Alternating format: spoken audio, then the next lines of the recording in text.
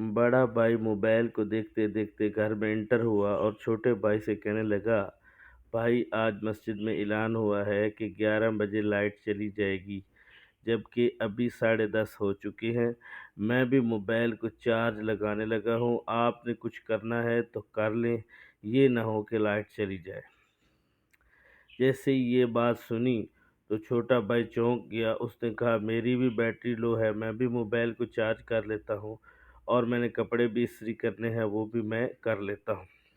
अभी दोनों इसी तैयारी में थे, सोच रहे थे कि हम जल्दी जल्दी से सारे काम निपटा लें, क्योंकि 11 बजने वाले थे। लेकिन इसी ही दौरान लाइट जो है वो चली गई। पंखा चलता चलता बंद हो गया।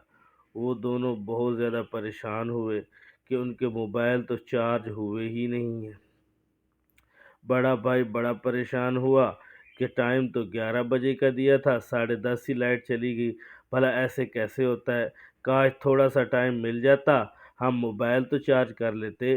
मोबाइल के बगैर तो ज़िंदगी नहीं है, हमारा राब्ता मुनक़ते हो जाएगा।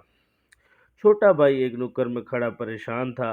बड़े भाई ने पूछा, आप क्यों परेशान हो? तो छोटा कहने लगा, भाई मैं परेशान इसलिए हूँ कि जिस तरह आज बिन बताए, बिन सोचे, टाइम कुछ और था, लाइट चली गई है, इसी तरह एक दिन हमारी ज़िंदगी भी चली जाएगी, हमारी मौत हो जाएगी।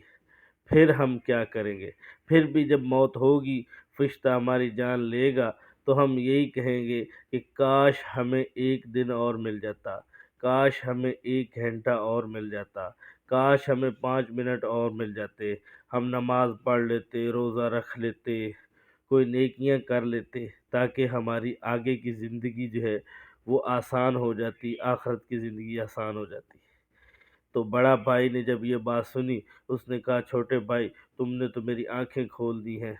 यकीनन ऐसे ही है, हमें हर वक्त अपने अल्लाह को याद करना चाहिए और मौत को कभी भूलना नहीं चाहिए। मौत का कोई वक़्त मुतय्यन नहीं है, मौत कभी भी आ सकती है। तो उन दोनों ने वादा किया कि आज के बाद हम नमाज़ पढ़ेंगे, रोज़े रखेंगे, अल्लाह की इबादत करेंगे।